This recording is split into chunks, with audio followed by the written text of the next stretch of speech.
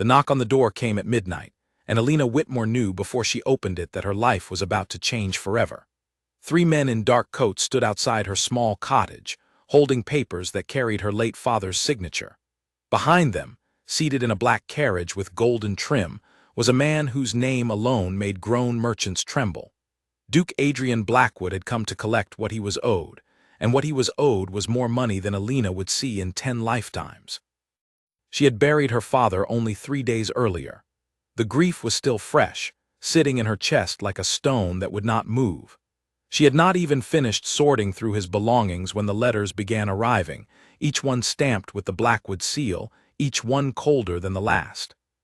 Her father, a proud but foolish man, had borrowed heavily from the Duke to save his failing trade business. He had promised to repay everything within a year. He died owing nearly all of it. Alina stood in the doorway, her hands trembling, and looked past the men toward the carriage. The window was cracked open just enough for her to see a sharp jaw and a pair of eyes so pale they looked almost silver in the moonlight. She had heard stories about Duke Blackwood.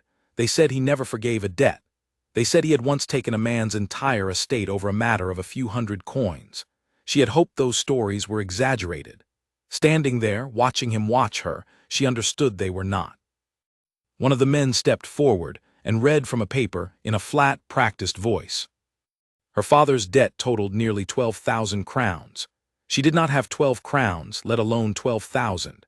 The cottage, the small garden, even the chickens in the yard were not worth a fraction of that sum. She felt her knees weaken as the reality settled over her like a heavy blanket. They could take everything she owned and it would not be enough. They could take her to court and have her thrown into a debtor's prison, where people often disappeared for years, forgotten by everyone who once knew them. "Please," she said, her voice cracking. "My father is gone. I did not know about this debt until after he passed. Give me time. I will find work. I will pay you back slowly, but please do not take everything from me tonight." The carriage door opened. Duke Adrian Blackwood stepped out slowly, his boots pressing into the wet grass without hesitation, as though the mud and the cold meant nothing to him. He was younger than she expected, perhaps 30, with dark hair swept back, and a face carved from something that looked like it had never learned how to smile. He walked toward her with unhurried steps, his eyes studying her the way a merchant studies a horse before deciding whether it is worth the price. "Time," he repeated, as if the word tasted strange in his mouth. "You want time to repay 12,000 crowns on a servant's wage. Tell me, Miss Whitmore, how many years do you imagine that would take?" She did not answer. She could not. The number was too large, and her voice had abandoned her. "I thought so," he said. "There is another option." Her heart lifted for half a second, foolishly hoping he meant mercy. He did not. "You will come with me to Blackwood Manor," he said. "You will work there until the debt is settled. Every meal, every hour, every task will be counted against what your father owed. It is not charity. It is not kindness. You will simply be paying what is due, the same as any other debt in this world." "And if I refuse?" His expression did not change. "Then my men will escort you to the debtor's court in the morning, and you will lose this cottage, your father's name, and very likely your freedom for years to come. I am offering you the easier path, Miss Whitmore. Do not mistake it for generosity."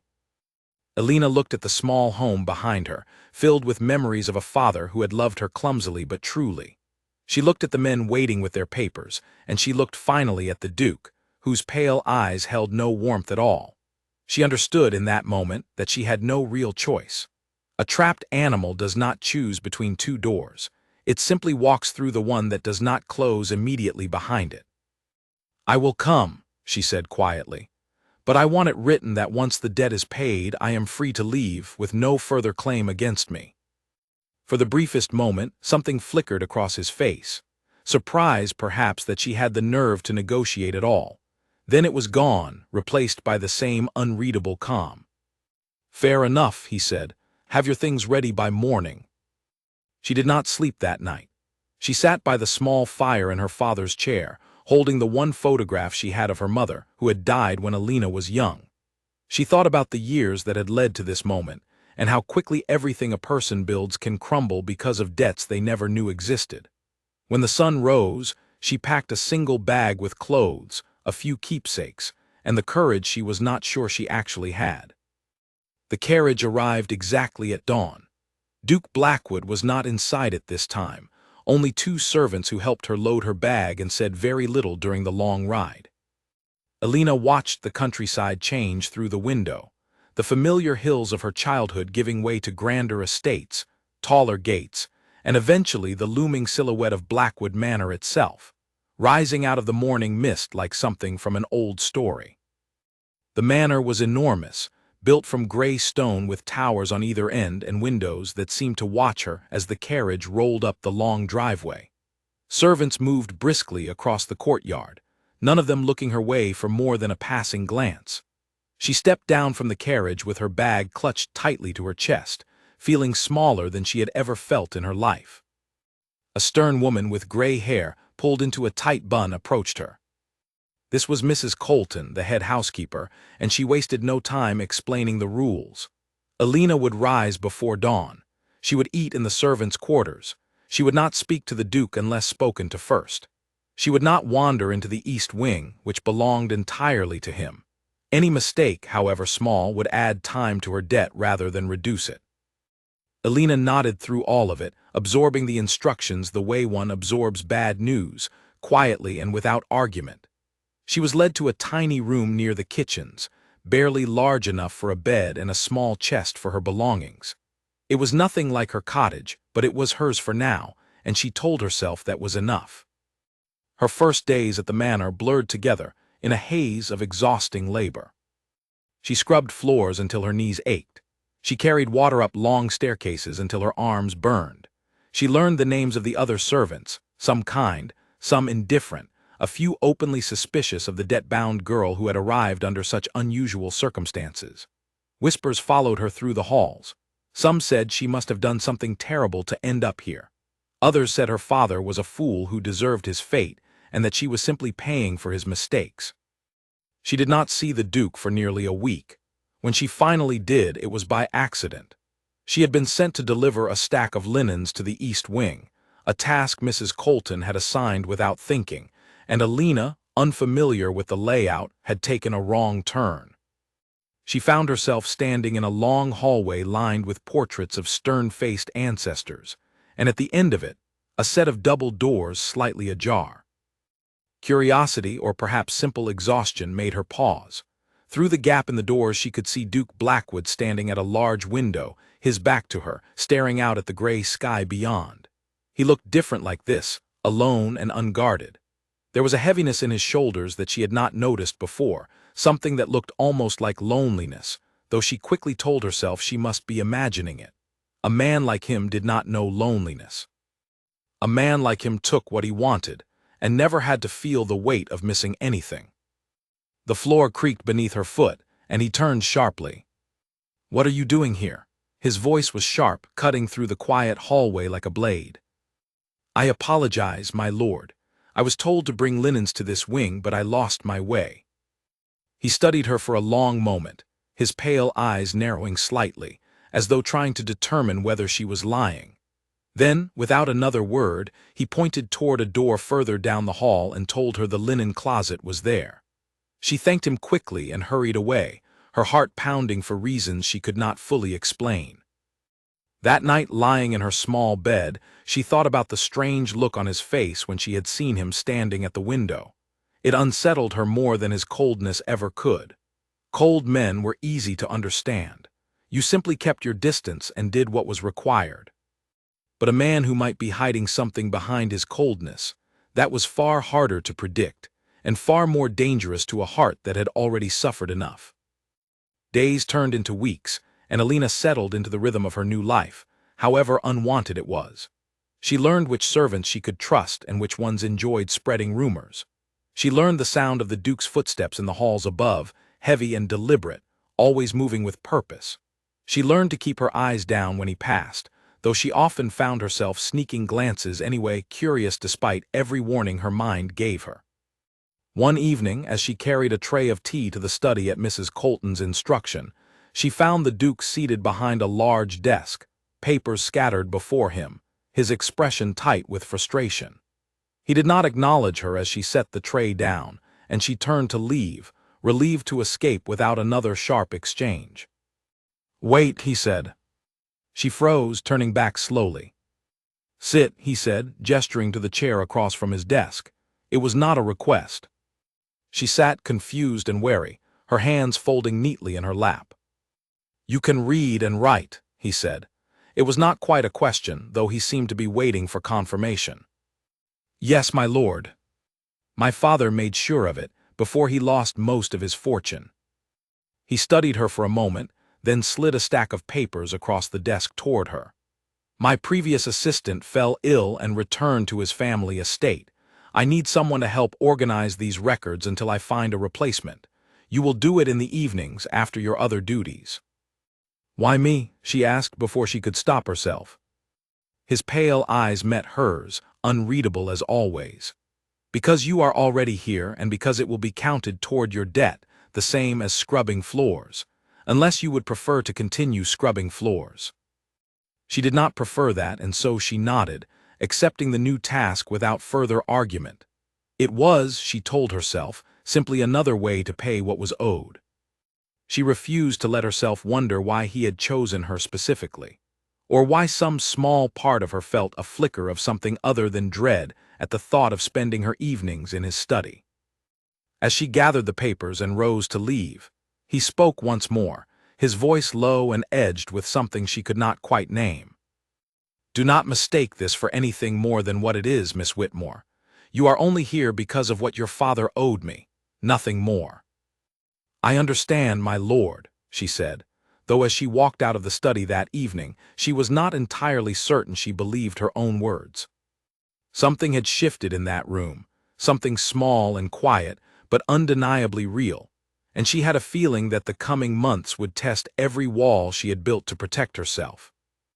Outside, the wind picked up, rattling the old windows of Blackwood Manor, and somewhere deep in the house, a debt that had begun as numbers on a page was slowly becoming something far more complicated than either of them was ready to admit.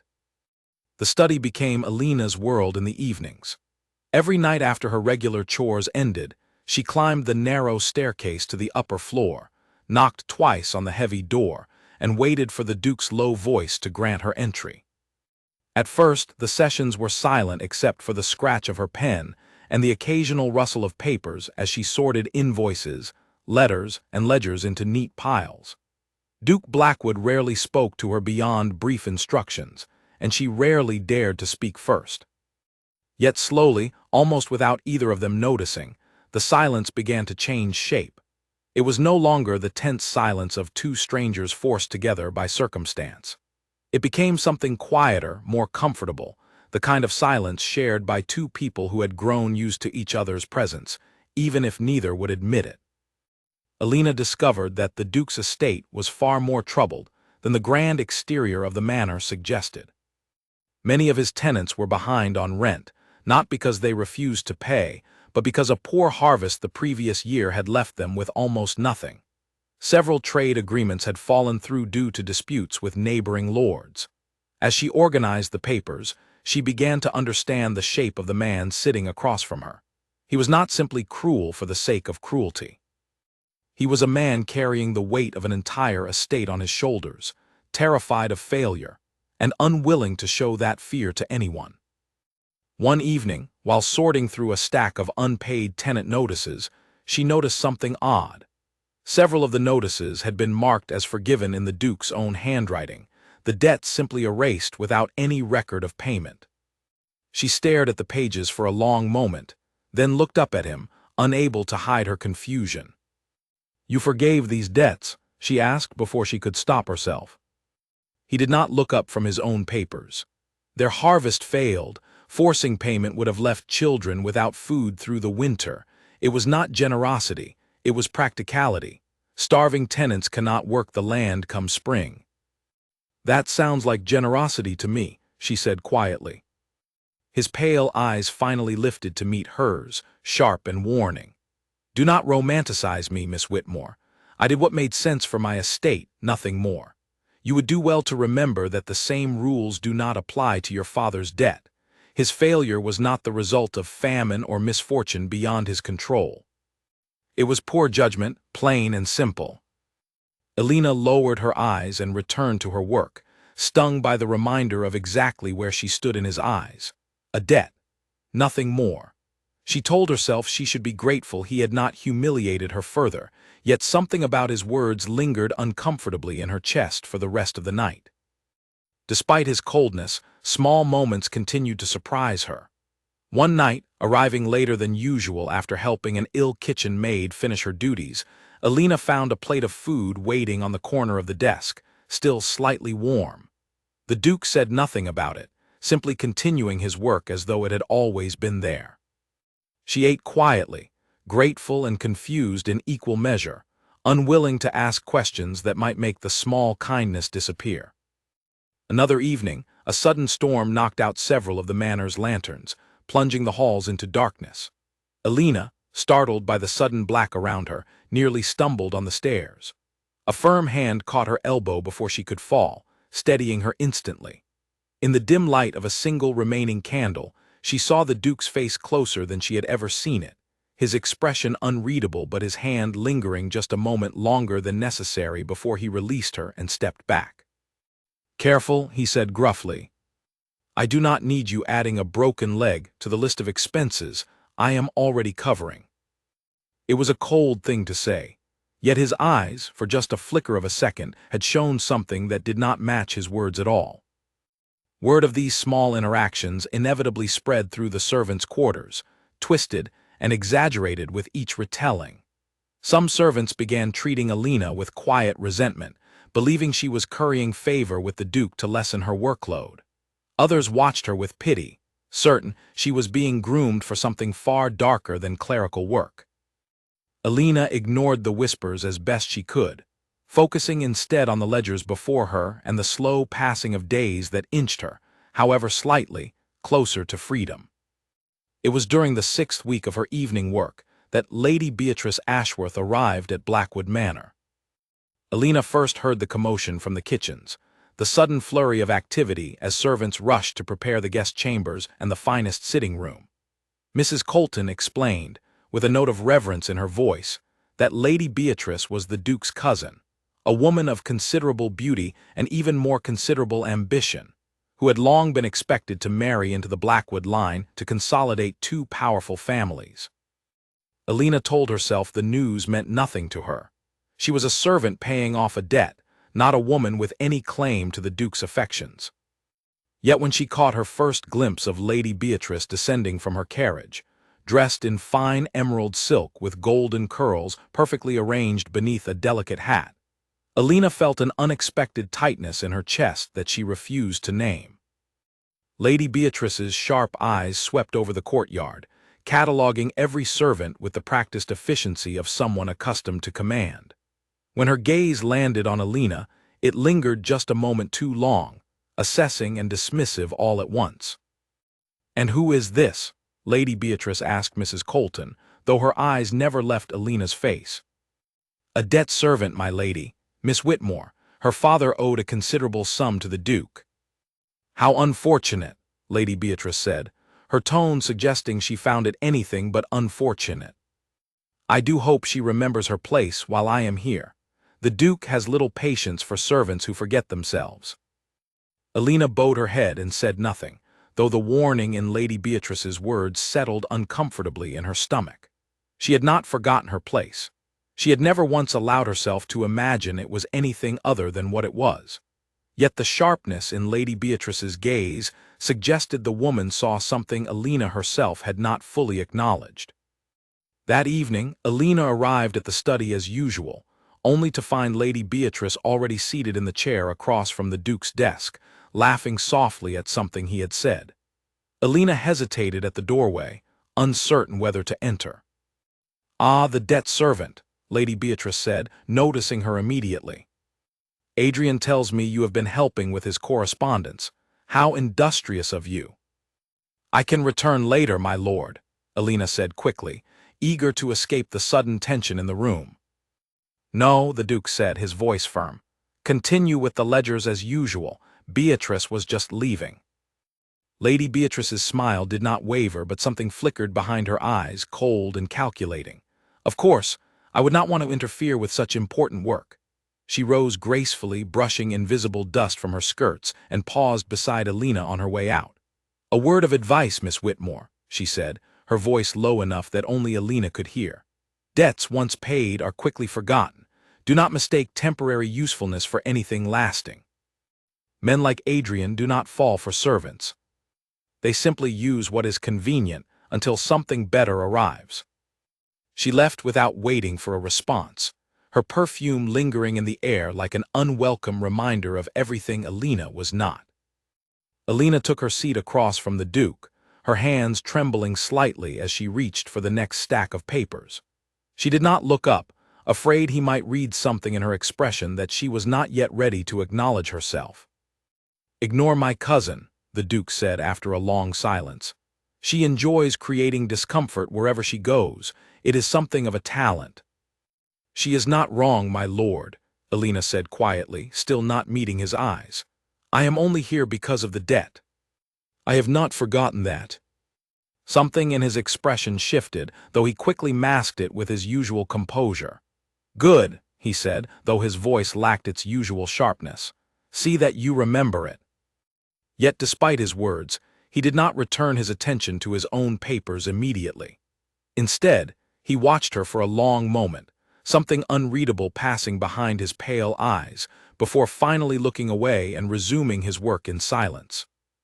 The following weeks brought Lady Beatrice's presence into nearly every corner of the manor.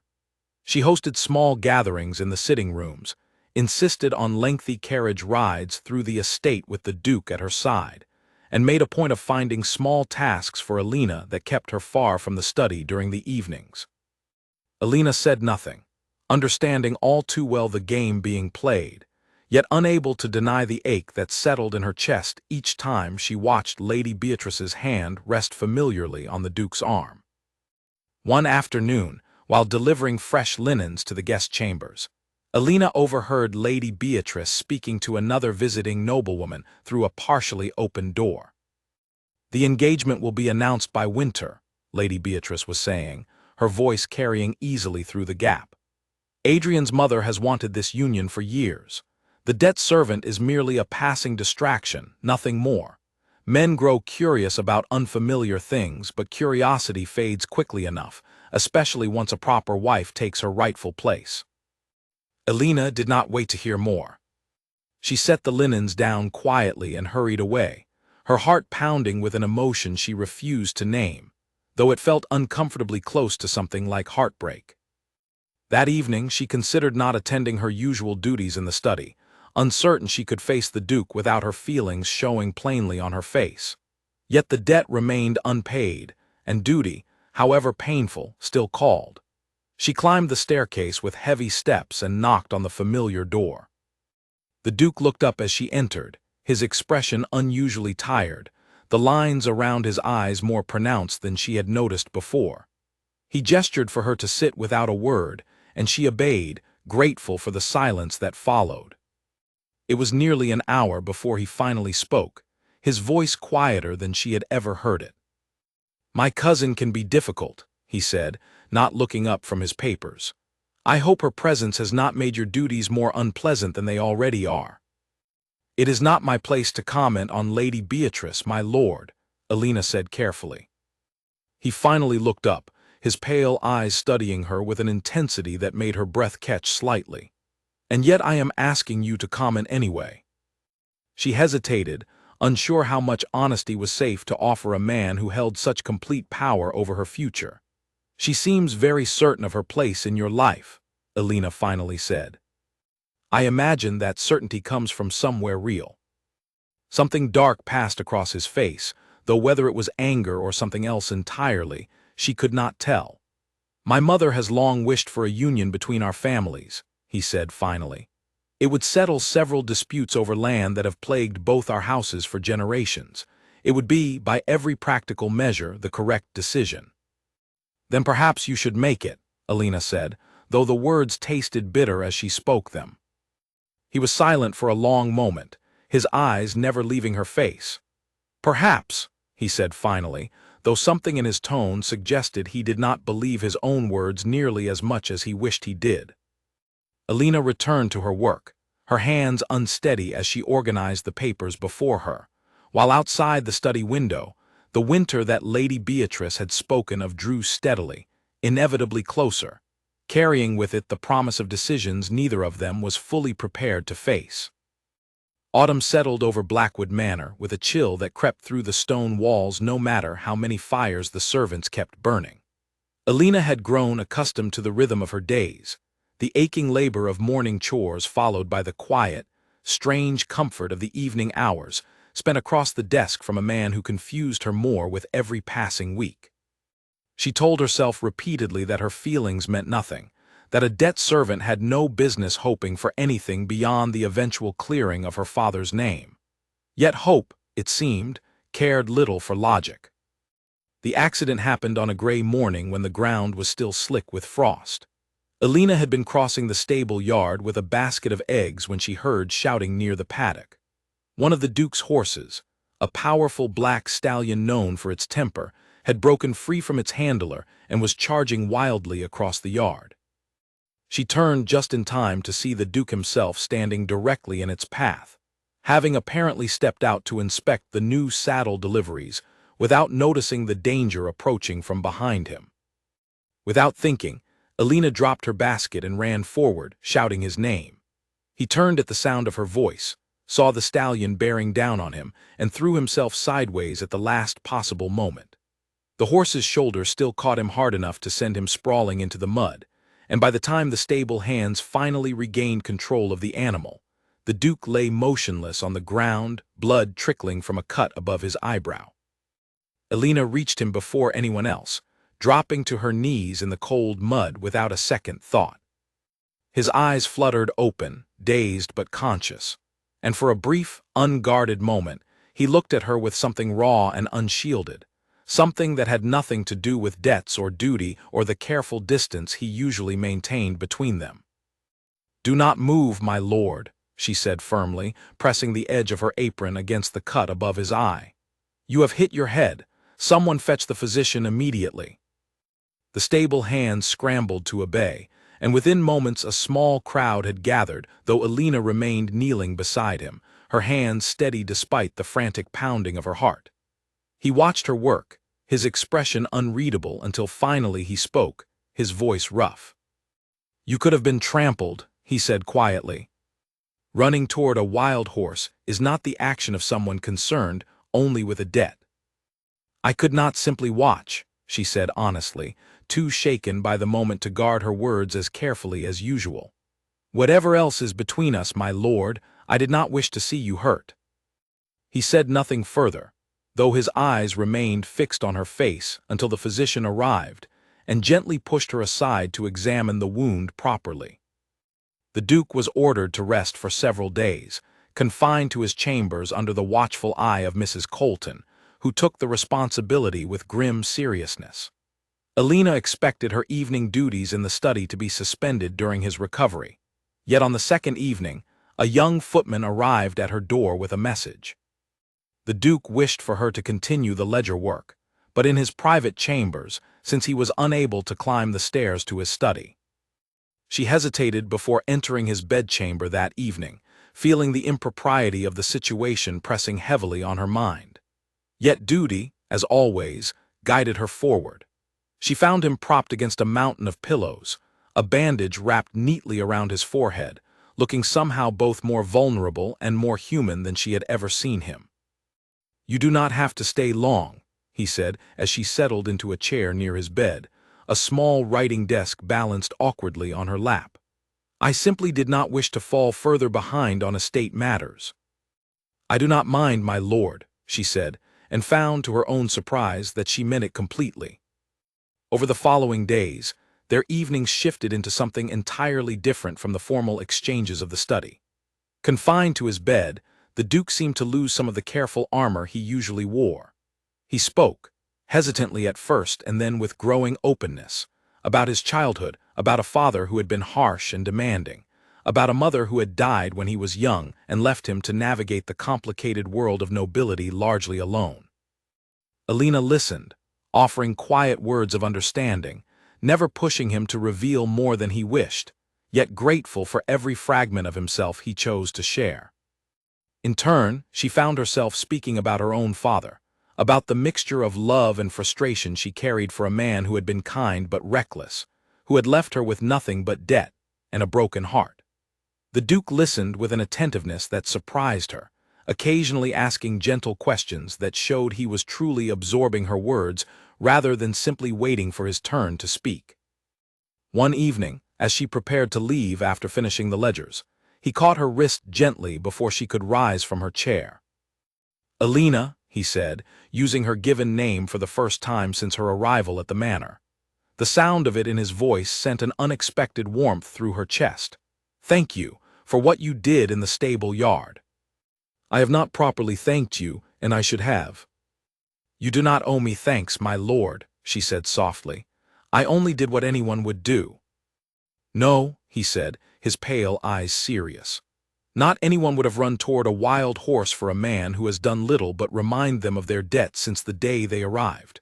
You did that, and I will not pretend I do not understand what it means." She did not know how to respond, her heart racing at the intensity in his gaze. Slowly, he released her wrist, though his fingers lingered against her skin a moment longer than necessary, and something passed between them that neither dared to name aloud. His recovery progressed steadily over the following 2 weeks, and as his strength returned, so too did the careful distance he usually maintained. Yet it was different now, softer somehow, as though the wall between them had developed cracks that neither of them could quite seal back together. He began seeking her out during the day as well, finding small reasons to speak with her, small tasks that required her presence rather than another servant's. The other staff noticed, of course, and the whispers grew louder, though Alina found she cared less about the gossip than she once had. It was during a quiet evening, several weeks after the accident, that everything shifted once more. The Duke had fully recovered by then, resuming his usual work in the study, though the atmosphere between them had never quite returned to its original coldness. Alina arrived as usual, only to find him standing near the window rather than seated at his desk, staring out at the darkening sky with an expression she could not quite read. "My lord," she asked hesitantly, uncertain whether to interrupt his thoughts. He turned to face her, and for a moment he simply looked at her, his pale eyes tracing over her features as though committing them to memory. "Lady Beatrice has asked me to formalize our engagement before winter's end," he said finally, his voice tight with something that sounded almost like reluctance. Alina felt her chest tighten painfully, though she forced herself to remain composed. "That is welcome news, my lord. It will settle the disputes between your families, as you said." "Yes," he said slowly. "It would settle a great many practical matters." "Then you should accept," she said, though every word felt like swallowing broken glass. He was silent for a long moment, studying her face as though searching for something he desperately needed to find. "Is that truly your advice, Alina, or is it simply what you believe I wish to hear?" She met his gaze steadily, though her heart was breaking with every passing second. "It does not matter what I believe, my lord. I am a debt servant. My opinions on your marriage carry no weight, and they should not. You must do what is right for your family and your estate." Something flickered across his face, disappointment perhaps, or something deeper that he refused to name. "Of course," he said finally, his voice returning to its familiar coldness. "You are correct. It was foolish of me to ask." He returned to his desk without another word, and Alina took her usual seat, though the silence between them that evening felt heavier and more painful than any silence they had shared before. She worked through the ledgers with unsteady hands, aware of his eyes occasionally lifting to study her when he believed she was not looking, aware of the careful distance he had reconstructed between them, brick by brick, in the span of a single conversation. Later that night, lying awake in her small room, Alina allowed herself, for the first time, to fully acknowledge the truth she had been avoiding for weeks. She had fallen for a man who belonged to another world entirely, a man who was expected to marry a woman of noble birth to settle matters of land and legacy, a man who had reminded her, time and again, that she was nothing more than a debt to be repaid. Loving him, she understood with painful clarity, would only lead to heartbreak, for a debt servant could never truly belong beside a duke, regardless of what moments of tenderness had passed between them in quiet rooms lit only by candlelight. Yet as she closed her eyes and tried to sleep, she could not shake the memory of his fingers lingering against her wrist, or the raw vulnerability in his eyes as he had thanked her for saving his life. Whatever practical arrangements awaited him with Lady Beatrice, something had already shifted between Alina and the Duke that neither of them could fully undo, no matter how tightly he tried to rebuild the walls between them.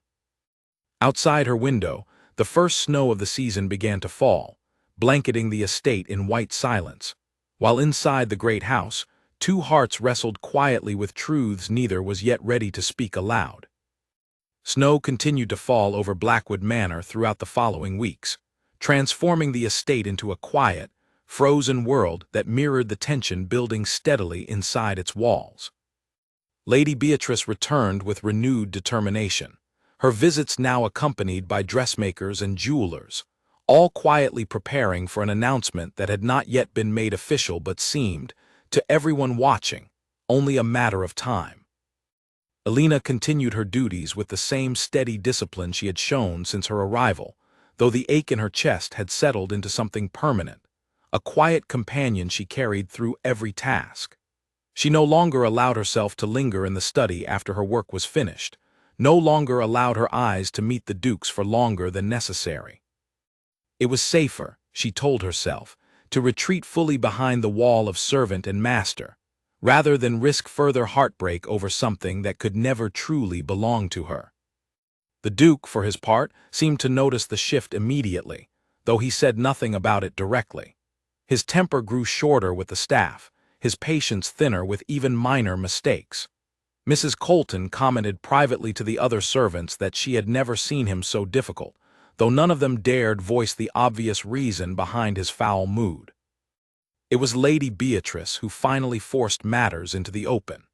She cornered Alina one afternoon in a narrow hallway near the linen closets, her expression sharp and calculating beneath a veneer of polite civility. "I understand you saved my cousin's life during that unfortunate incident with the horse," Lady Beatrice said, her tone carrying an edge that made Alina's stomach tighten with unease. "How very brave of you for a servant."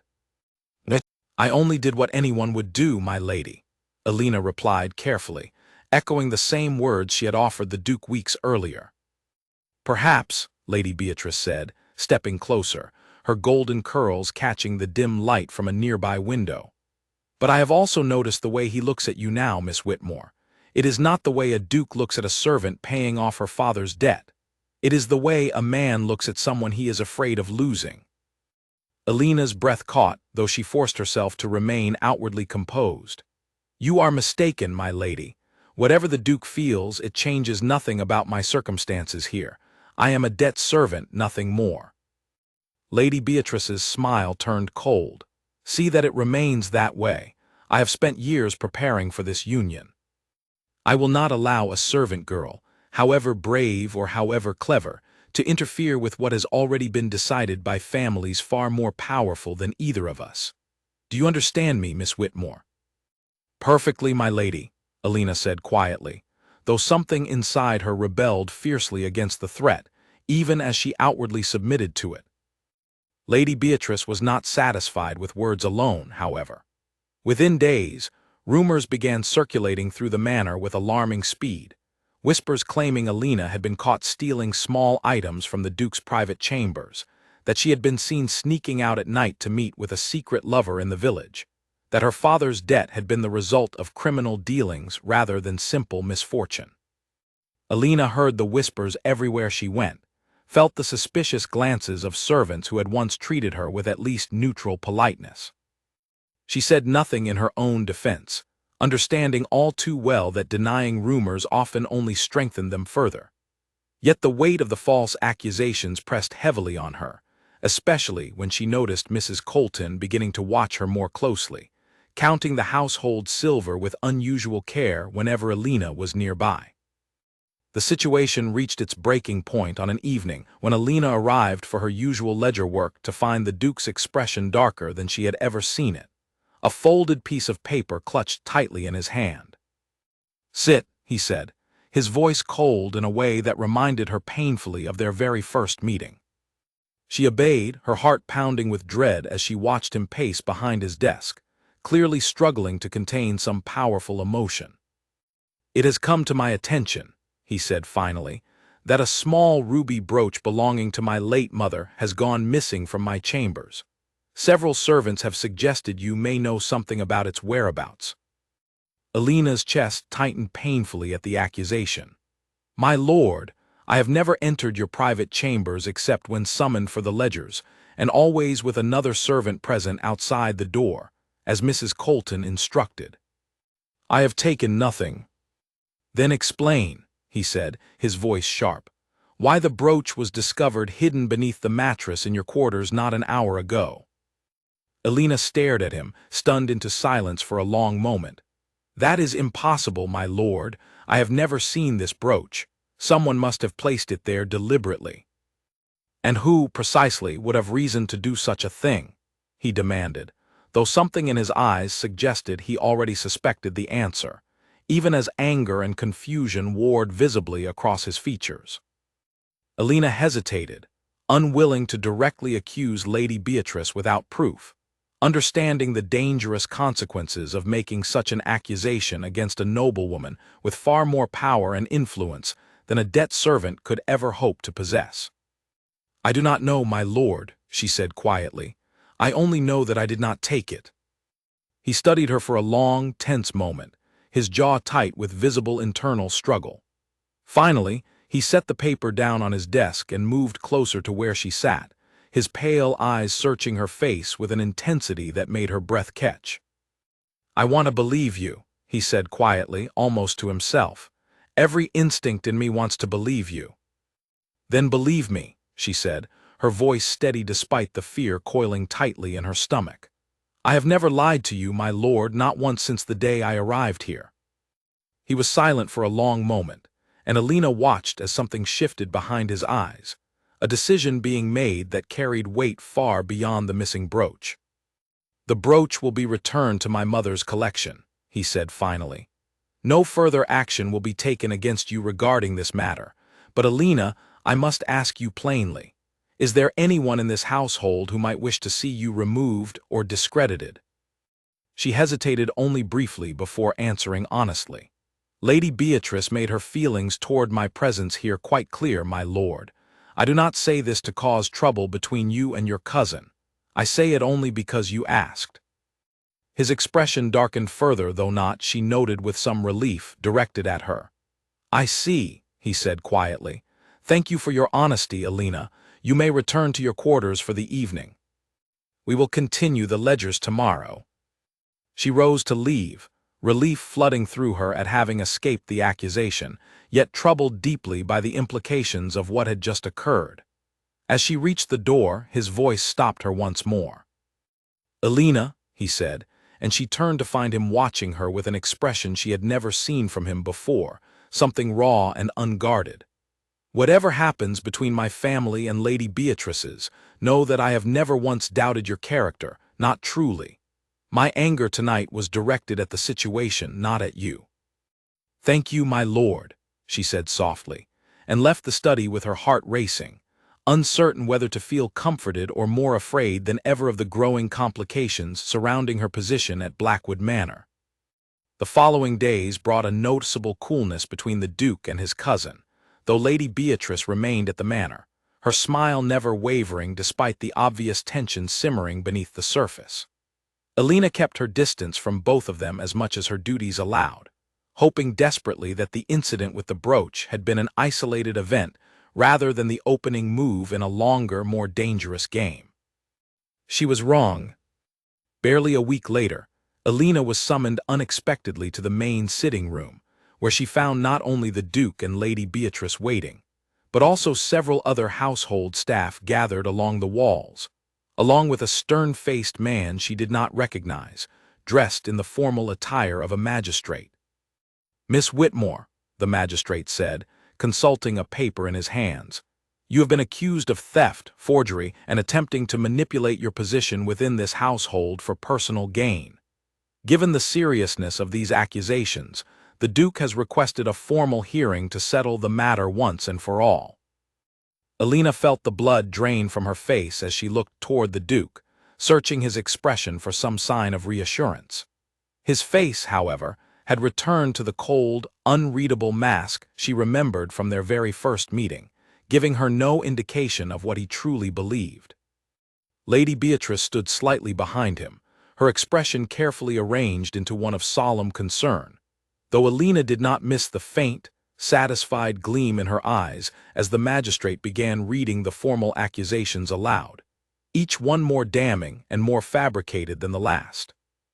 Whatever fragile trust had begun to grow between Alina and the Duke over the past months now stood on the very edge of collapse, threatened by accusations designed specifically to destroy her. And Alina understood, with sinking certainty, that the coming hours would determine not only her future at Blackwood Manor, but perhaps her very freedom itself. The sitting room felt smaller than Alina had ever known it to be, every eye fixed upon her as the magistrate continued reading from his paper in a flat, official tone. He listed a series of accusations, each one carefully constructed to paint her as a manipulative servant who had schemed her way into the Duke's confidence for the purpose of financial gain. Forged letters were mentioned, supposedly written in her hand, suggesting she had planned to blackmail the Duke over false claims. A second missing item, a small gold ring, was said to have been discovered among her belongings that very morning. Alina listened in stunned silence, her hands clenched tightly at her sides to keep them from trembling visibly. She glanced toward the Duke, desperate for some sign of support, yet his face remained carved from stone, betraying nothing of his thoughts.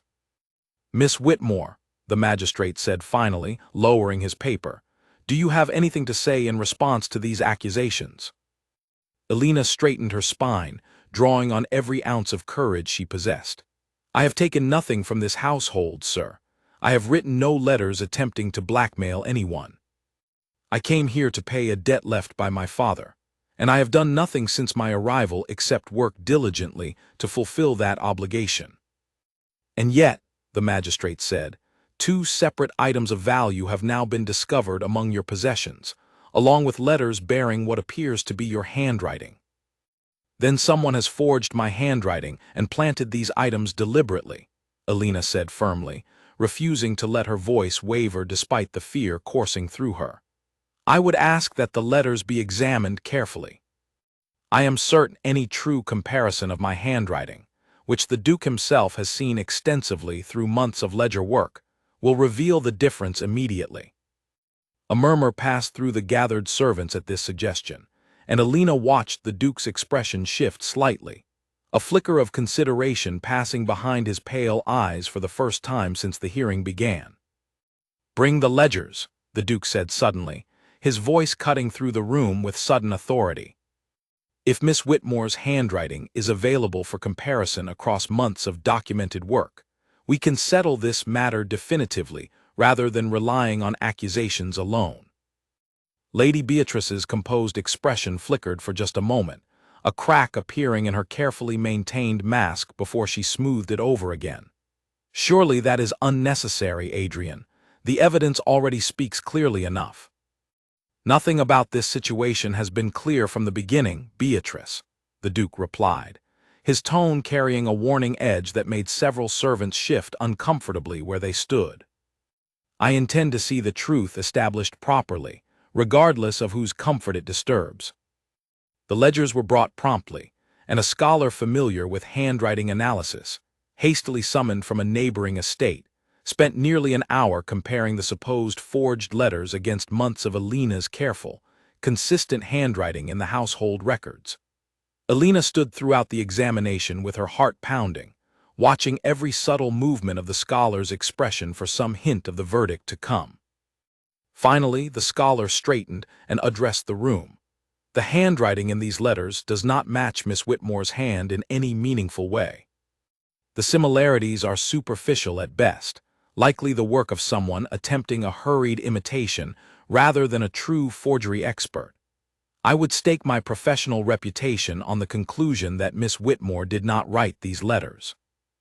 A wave of murmurs swept through the gathered servants, and Alina felt relief flood through her so powerfully that her knees nearly buckled beneath her. She glanced toward the Duke and found him watching her with an expression of quiet relief that mirrored her own, though his gaze quickly hardened as it shifted toward his cousin. "Beatrice," he said slowly, his voice dangerously calm, "perhaps you would care to explain how these letters came to exist, and how a ring and brooch belonging to items under your careful attention during your visits managed to appear so conveniently among Miss Whitmore's belongings." Lady Beatrice's composure finally shattered entirely, her carefully maintained mask crumbling into something desperate and ugly. "You cannot possibly believe a servant over your own family, Adrian. Everything I have done for the good of this house, for the union our families have long deserved." "By fabricating evidence to destroy an innocent woman?" the Duke asked, his voice rising with barely contained fury. "By nearly costing her not only her position but potentially her freedom through the courts, all to secure a marriage built on land disputes rather than any genuine affection between us. Tell me, Beatrice, was that truly for the good of this house, or simply for your own ambition?" Lady Beatrice opened her mouth to respond, but no words emerged, her face pale beneath its careful application of powder.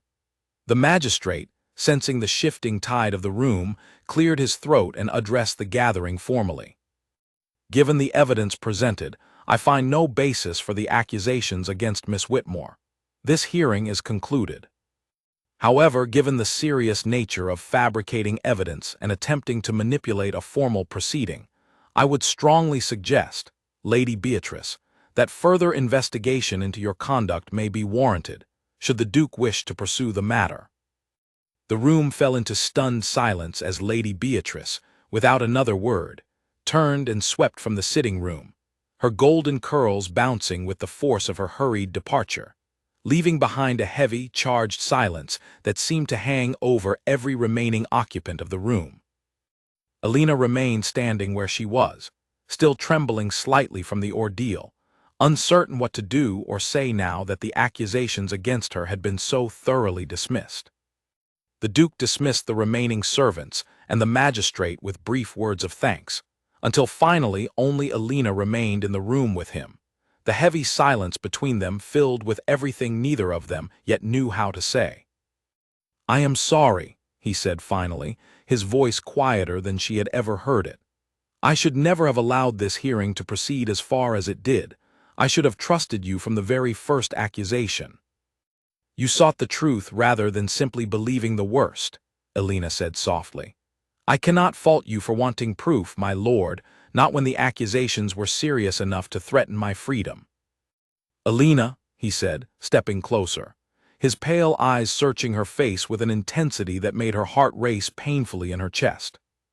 "I nearly allowed my cousin's ambition to destroy someone I have come to care for more deeply than I ever intended or expected. That is not something I can simply dismiss as reasonable caution." She looked up at him, startled by the raw honesty in his words, uncertain how to respond to a confession she had never expected to hear from a man who had spent months reminding her, again and again, that she was nothing more than a debt to be repaid. "My lord," she began carefully, "whatever you may feel, nothing has changed about my circumstances here. I am still a debt servant. The distance between us has not disappeared simply because Lady Beatrice's scheme has failed." "Perhaps not," he admitted, his voice low. "But I find myself less willing than ever to pretend that distance is the only truth between us." Alina did not know how to answer him, her heart torn between the cautious walls she had built to protect herself and the undeniable warmth that spread through her chest at his words. Before she could find a response, Mrs. Colton appeared in the doorway, informing the Duke that Lady Beatrice had ordered her carriage prepared for immediate departure. The Duke excused himself to see to his cousin's hasty exit, leaving Alina alone in the sitting room with her thoughts spinning in 1,000 directions. She understood, standing there in the fading evening light, that whatever fragile trust and connection had grown between herself and the Duke over the past months had now been tested, and remarkably, had held firm against the most serious challenge either of them had yet faced. Yet she also understood that surviving one crisis did not erase the fundamental truth of her position, and she wondered, with a heart heavy with uncertainty, what the coming months would demand of her next. Outside, Lady Beatrice's carriage pulled away from Blackwood Manor with unusual speed, disappearing into the gathering dusk, taking with it one threat to Alina's fragile place within the household. Even as new, more complicated questions began to take root in the space it left behind. In the weeks following Lady Beatrice's departure, Blackwood Manor settled into an unfamiliar quiet, though it was not the same tense, wary quiet that had governed Alina's early days there.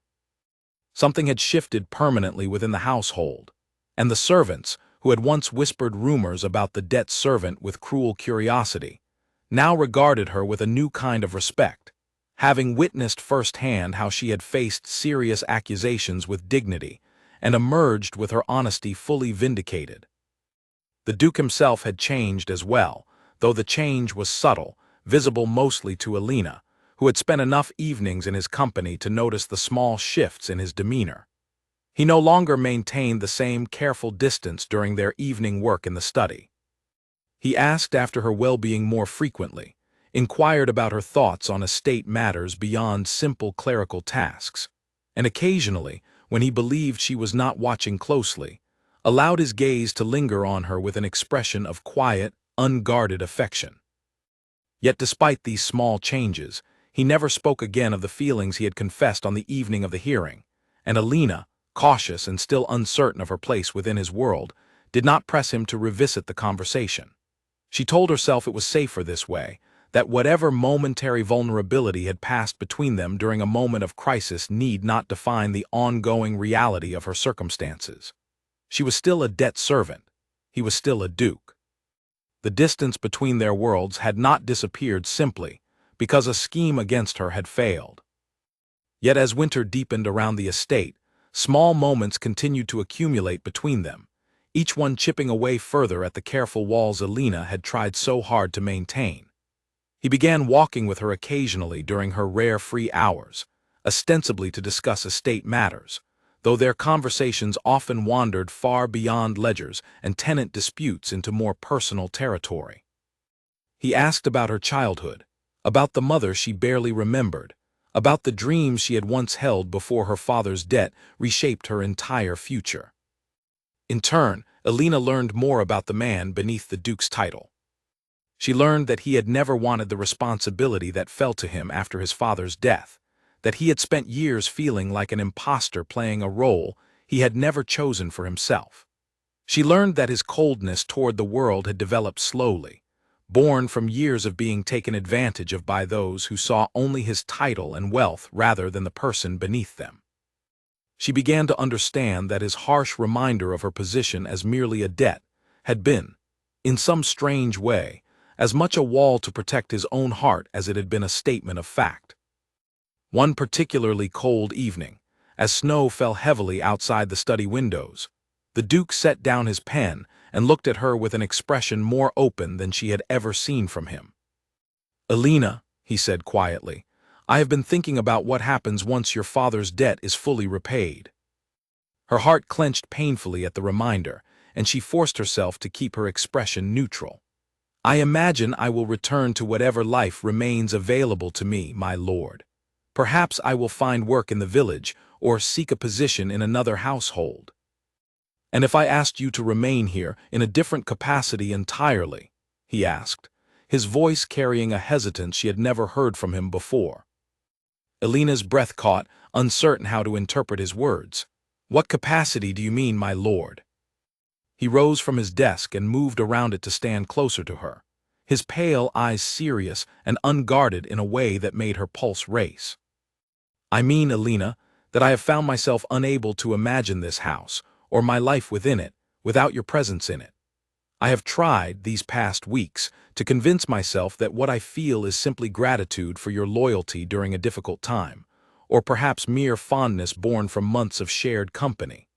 But I no longer believe either explanation is sufficient to describe what I actually feel. My lord, she began, though her voice trembled with emotions she could no longer fully suppress. Adrian, he corrected gently. Please, if nothing else tonight, call me by my name. Adrian, she repeated softly, testing the unfamiliar intimacy of the word on her tongue. I do not know what you are asking of me. I am asking, he said, his voice low and earnest, whether you might consider staying here not as a debt servant working toward her freedom, but as someone I might court properly once your father's obligation has been settled entirely. I understand the difference in our positions creates complications neither of us can simply ignore. I understand my own family may object, as Beatrice certainly did. But I find I no longer care about those complications as much as I once believed I would. Alina's heart pounded fiercely as she considered his words, torn between the overwhelming hope blooming in her chest and the practical fears that had guided her thoughts since the very first night he had reminded her, so coldly, that she was only a debt to be repaid. Adrian, she said carefully, you must understand how frightening this is for me. I have spent months being reminded of exactly what I am to this household. To suddenly imagine something entirely different feels almost impossible to trust. I understand, he said, reaching for her hand gently, his fingers warm against her own cold skin. I do not expect you to trust it immediately. I only ask that you allow yourself to consider the possibility, without the weight of the debt hanging over every interaction between us. She looked up at him, searching his familiar pale eyes for any sign of deception or fleeting sentiment, yet found only quiet sincerity staring back at her. I will consider it, she said finally, her voice barely above a whisper. But please, Adrian, do not make promises you may not be able to keep once the practical realities of your position reassert themselves. I could not bear to have my heart broken twice by the same house. I promise you, he said firmly. Whatever comes, I will not allow practical realities to dictate matters of the heart again, not the way I nearly did with Beatrice's scheme. You deserve far better than that from me, Alina, and I intend to prove it, however long it takes. They stood together in comfortable silence for a long moment, the snow continuing to fall steadily outside the window, before Alina finally excused herself for the evening, her mind spinning with possibilities she had never allowed herself to fully imagine before that night. As she walked back to her small room through the quiet halls of Blackwood Manor, she found herself, for the first time since her father's death, daring to hope for a future that extended beyond the simple settling of debts and obligations. Yet hope, she reminded herself firmly as she settled into her narrow bed, was a fragile thing, easily shattered by the harsh realities of the world beyond the walls of a single quiet study. The debt still remained unpaid.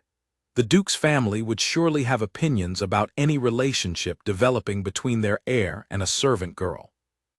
And somewhere out in the wider world, Lady Beatrice remained, humiliated and furious, unlikely to simply accept her defeat without some further attempt at retaliation. Still, as Alina closed her eyes that night, she allowed herself, just this once, to imagine a future where the words spoken to her upon her arrival at Blackwood Manor no longer defined the entirety of her existence within its walls, where she might be seen not merely as a debt to be collected, but as a woman worthy of genuine affection and respect, regardless of the circumstances that had first brought her through its imposing gates. Spring arrived at Blackwood Manor with an unusual gentleness, melting away the last remnants of winter snow and coaxing the estate's gardens back into vibrant, hopeful color. Alina found herself, in these warmer months, walking a delicate balance between the growing closeness she shared with Adrian and the persistent uncertainty that still lingered around her true place within his world. He had kept his word in the weeks since their conversation in the study, treating her with a warmth and openness that had transformed their relationship into something far removed from the cold transaction it had begun as. Yet the debt itself remained unresolved, a lingering shadow neither of them had found a way to fully address. It was a letter, arriving unexpectedly on a bright spring morning, that finally changed everything. Alina had been summoned to the front hall by Mrs. Colton, who held out a sealed envelope with an expression of mild confusion. This arrived for you, Miss Whitmore, from a solicitor in the city. I cannot imagine what business you might have with such a person." Alina took the letter with trembling hands, her mind racing through possibilities as she broke the seal and unfolded the pages within. As she read, her breath caught, and she had to steady herself against the wall to keep from stumbling in shock. The letter explained that a distant relative of her mother's, a merchant she had never met who had built considerable wealth trading goods along the eastern coast, had passed away without direct heirs. Through a complicated series of family connections that Alina barely understood, she had been named as the primary beneficiary of his estate. The inheritance, once all legal matters were settled, would amount to more than enough to fully repay her father's debt to the Duke, with a substantial sum remaining besides. She read the letter 3 times before the reality of its contents truly settled into her understanding. After months of scrubbing floors, organizing ledgers, and living under the constant shadow of her father's failure, she suddenly held in her hands the means to finally settle the debt that had bound her to Blackwood Manor since the very first cold night the Duke had appeared at her cottage door. She found Adrian in his study, as she often did during the mid-morning hours, reviewing correspondence related to the spring planting across his tenant farms. He looked up as she entered, his expression shifting immediately to concern at whatever he saw written across her face. "Alina, what has happened? You look as though you have seen a ghost." She crossed the room and placed the letter before him without a word, watching his expression carefully as he read through its contents. His face shifted through several emotions in rapid succession: surprise, calculation, and finally, something that looked remarkably like fear. This is more than enough to settle your father's debt entirely," he said slowly, setting the letter down on his desk. "Yes," Alina said quietly, "I am free, Adrian.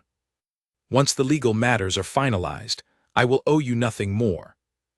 A heavy silence fell between them, and Alina watched as something complicated passed behind his pale eyes, a struggle she recognized immediately as fear disguised as careful composure. "I am glad for you," he said finally, though his voice carried none of the warmth she had grown accustomed to over recent months. "This is wonderful news. You will finally have the freedom and security your father's mistakes denied you." "Adrian," she said carefully, sensing the sudden shift in his demeanor, "why do you sound as though you are delivering unfortunate news rather than celebrating good fortune?" He rose from his desk and walked toward the window, his back to her, his shoulders tense in a way that reminded her painfully of their very first encounter, when she had watched him standing in this same position, radiating a loneliness he refused to acknowledge. "Because," he said finally, his voice quieter than she had ever heard it, "I find myself suddenly terrified that once you are truly free of any obligation to this house, you will have no reason left to remain within its walls." Alina's heart clenched at the raw vulnerability in his words. "Is that truly what you believe of me? That the only thing keeping me here has been the weight of an unpaid debt?" He turned to face her, his expression tormented. "I do not know what to believe, Alina. I have spent months telling myself that whatever grew between us was separate from the circumstances of your arrival here. Yet now that those circumstances are about to disappear entirely, I cannot shake the fear that you might choose to leave, to build a new life free from any reminder of the coldness with which I first treated you." "Adrian," she said softly, moving closer to him, "do you truly believe I have remained here these past months, or grown to care for you as deeply as I have, simply because I had no other choice? Do you think so little of my own feelings that you imagine they exist only because circumstances force them into being?" "I do not know what to think anymore," he admitted, his composure finally cracking entirely, revealing the depth of fear he had been carrying since the moment he read her letter. "I only know that the thought of you walking away from this house, from me, fills me with a dread I have never experienced before, not even during the darkest years following my father's death." Alina reached for his hand, holding it gently between her own. "I have not yet decided what my future holds, Adrian. This inheritance is unexpected, and I will need time to properly consider what it means for me. but I would ask you this in return. If I choose to remain, will it be because you genuinely wish for me to stay as an equal, someone you value for who I am rather than what I once owed you? Or will old habits and old fears about our different positions eventually resurface, reminding me once again that I am somehow lesser simply because of where I began?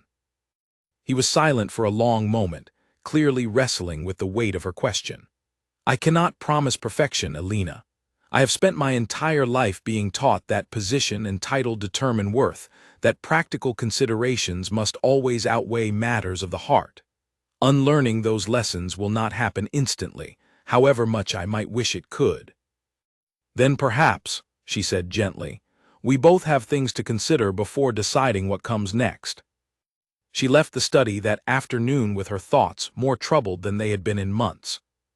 The inheritance that should have brought unqualified relief instead brought a new and complicated set of questions. Questions about whether the connection she shared with Adrian could truly survive once the practical necessity that had first bound them together disappeared entirely. Over the following days, Alina busied herself with the legal correspondence necessary to formally settle her father's debt, working with the solicitor's office to ensure every proper document was filed and every requirement fulfilled.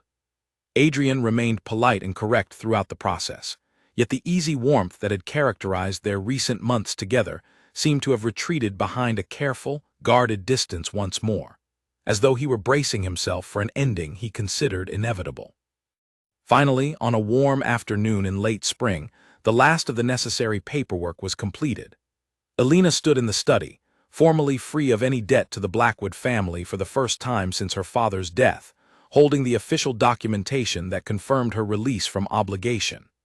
Adrian stood across from her, his expression carefully composed, though his eyes betrayed the turmoil he was struggling to contain.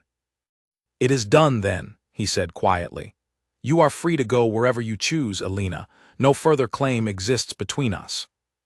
"Yes," she said softly, folding the papers carefully. "I am free."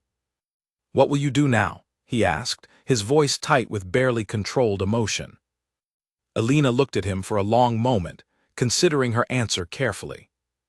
"I have not yet decided," she said finally, though something in her tone suggested the decision weighed far more heavily on her than she wished to reveal. "I believe I need some time away from Blackwood Manor to properly consider my future, free from the influence of everything that has happened here." His face fell, though he quickly composed himself, nodding stiffly. "Of course, that is entirely reasonable. I will have a carriage prepared to take you wherever you wish to go." She thanked him quietly and left the study, her heart heavy with uncertainty despite the freedom she had finally achieved. As she packed her few belongings that evening, she found herself wondering whether the very freedom she had once dreamed of throughout her months of servitude would ultimately cost her something she had never expected to value so deeply: the chance to build a genuine life alongside a man who had once reminded her, so coldly, that she was only a debt, but who had since shown her glimpses of a heart far more complicated and far more capable of love than either of them had initially believed possible. Alina left Blackwood Manor the following morning, carrying only a small bag and the weight of a heart torn between conflicting desires. She traveled first to the small town near her childhood cottage, taking modest lodgings above a bakery, while she considered her next steps with the clarity that distance from the manor's imposing walls finally allowed her. The days that followed brought a strange kind of peace, though it was tinged constantly with a longing she could not fully dismiss. She used a portion of her inheritance to purchase back her father's old cottage, which had been sold following his death, restoring it slowly to the modest comfort she remembered from her childhood. She spent her mornings walking through the familiar countryside, her afternoons reading books she had never before had the luxury of time to enjoy, and her evenings sitting by the fire, thinking constantly of pale eyes and quiet confessions shared in a study lit by candlelight. She told herself repeatedly that this quiet, independent life was exactly what she needed, a chance to build something entirely her own after months of living under obligation to another. Yet no matter how she tried to convince herself of this contentment, an emptiness persisted, a constant awareness that something vital was missing from the peaceful days she had worked so hard to construct. Word from Blackwood Manor reached her occasionally through mutual acquaintances in the village, carried by traveling merchants who dealt with the estate or servants who had once worked alongside her, and maintained a friendly correspondence. She learned that the Duke had thrown himself into estate matters with unusual intensity, working long hours and rarely leaving the manor grounds. She learned that he had received several proposals for suitable marriages from various noble families eager to secure an alliance, and that he had declined every single one without explanation, much to the frustration and confusion of his extended family. Alina told herself this information meant nothing to her, that whatever connection had once existed between them belonged firmly to the past, tied inseparably to circumstances that no longer governed either of their lives. Yet she found herself unable to fully release the memory of his voice speaking her name for the first time, or the warmth of his hand holding hers as he confessed his fears about her potential departure. Nearly 4 months passed in this manner, Alina building a quiet, comfortable life in her restored cottage, while simultaneously feeling as though something essential remained perpetually out of reach. It was on a cool autumn evening, as she sat by her fire mending a torn curtain, that she heard the sound of carriage wheels approaching along the narrow country road outside her cottage. She rose curiously, moving to the window, and felt her breath catch entirely at the sight of a familiar black carriage with golden trim pulling to a stop before her small garden gate. Her heart pounded fiercely as she watched Adrian step down from the carriage, his expression a mixture of determination and barely concealed nervousness that she had never before witnessed from a man usually so composed and controlled. She opened her door before he could knock, standing in the frame with her heart racing as their eyes met across the small distance between them. "Adrian," she said softly, "what are you doing here?" He crossed the remaining distance quickly, stopping just before her, his pale eyes searching her face with an intensity that made her breath catch entirely. "I could not remain at Blackwood Manor any longer without knowing whether you had found the life you were searching for, Alina. 4 months of silence has nearly driven me to madness." "I have been building a quiet life here," she said carefully, though her voice trembled with emotions she could no longer fully contain. "I did not think you would come. I told myself the same thing, over and over, every single day since you left," he said, his composure finally breaking entirely as he spoke. "I told myself you deserved the space to build your own future, free from any pressure or expectation from me. I told myself that respecting your freedom meant staying away, no matter how desperately I wished to follow you the very day you departed." "And yet you came anyway," she said softly.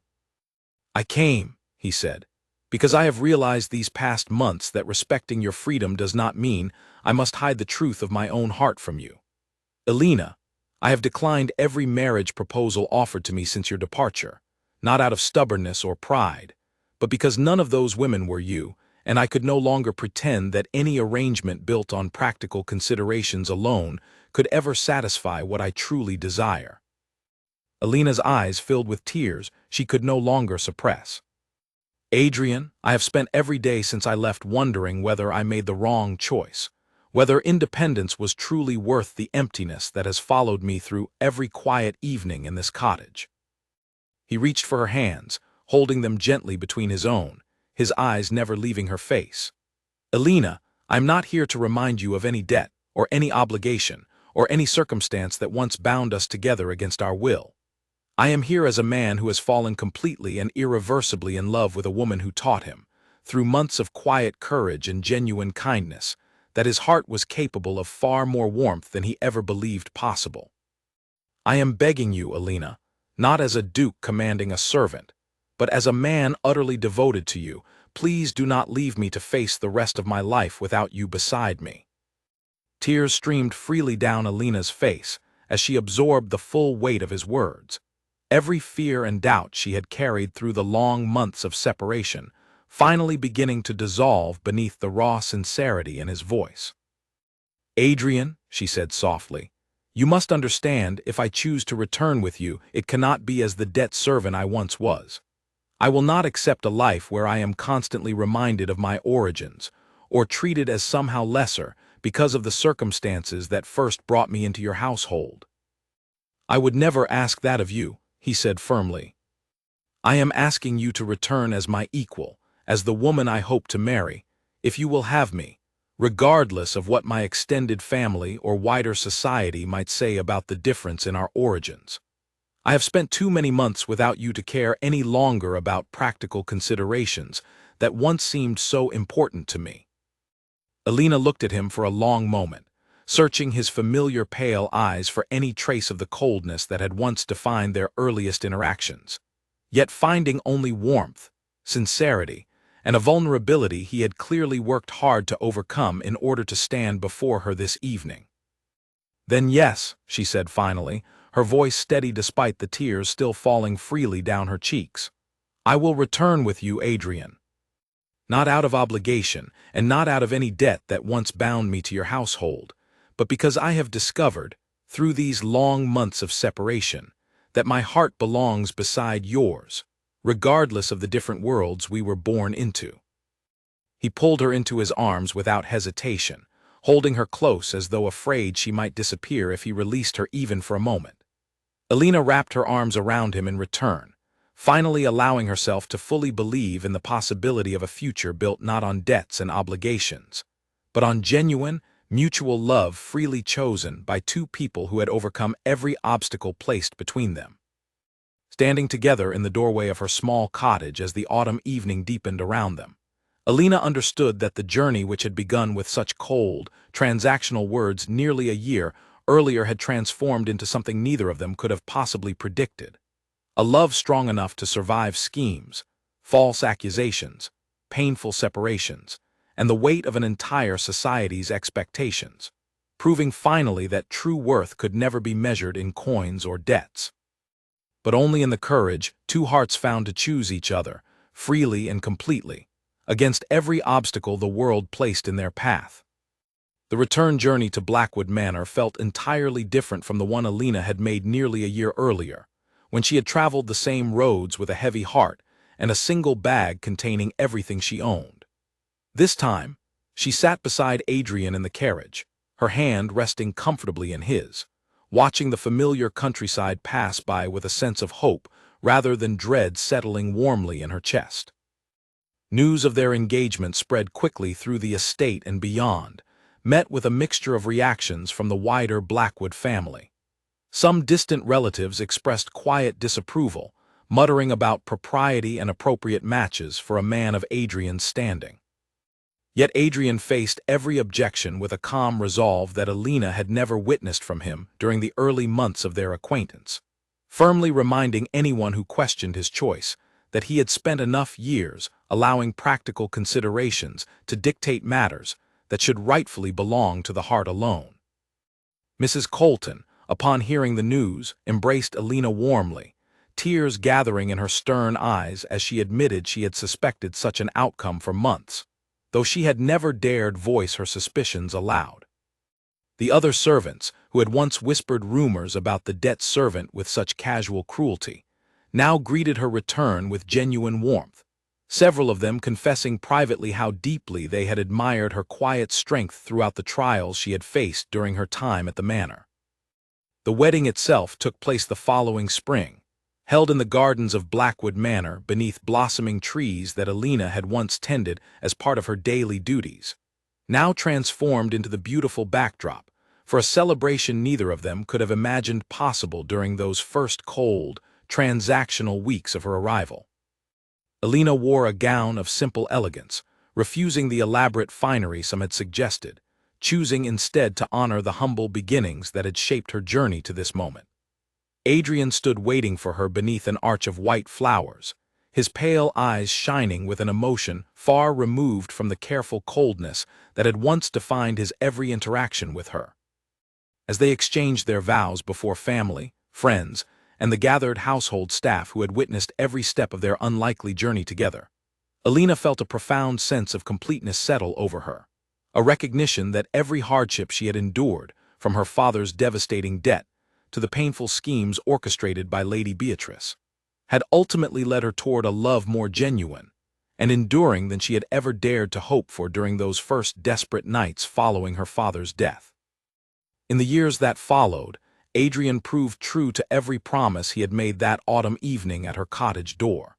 He treated her not as a debt once owed, nor as a servant elevated beyond her station, but as a genuine partner in every aspect of managing their shared estate. He sought her counsel on matters both large and small, valued her judgment in ways that surprised even his own family, and never once, in all the years that followed, allowed the memory of her humble beginnings to diminish the respect and admiration he held for the woman who had taught him the true meaning of love freely chosen rather than practically arranged.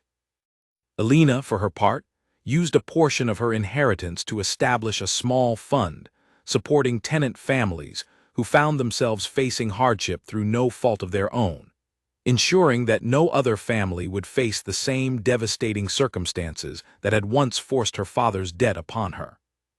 She often thought, during quiet evenings spent in the same study where her journey with Adrian had truly begun, of the frightened young woman who had once stood trembling before a cold, imposing duke, unable to imagine that such painful beginnings could eventually blossom into a life filled with such profound and lasting happiness. Lady Beatrice, they later learned through occasional correspondence with distant relatives, eventually married into another noble family in a distant province, her ambitions redirected toward a different estate entirely, though she never again attempted to interfere with Adrian and Alina's happiness, having learned the painful consequences of underestimating the quiet strength and resilience of the woman she had once dismissed so easily as merely a debt servant. Years later, as Alina watched their children playing in the same gardens where she and Adrian had exchanged their vows, she often reflected on the strange and winding path that had brought her to this moment of complete contentment. She thought of the cold words spoken to her on that first terrible night, when Adrian had reminded her so harshly that she was only a debt to be repaid, and she marveled at how thoroughly those words had been transformed by the passage of time and the courage of two hearts willing to overcome every obstacle placed between them.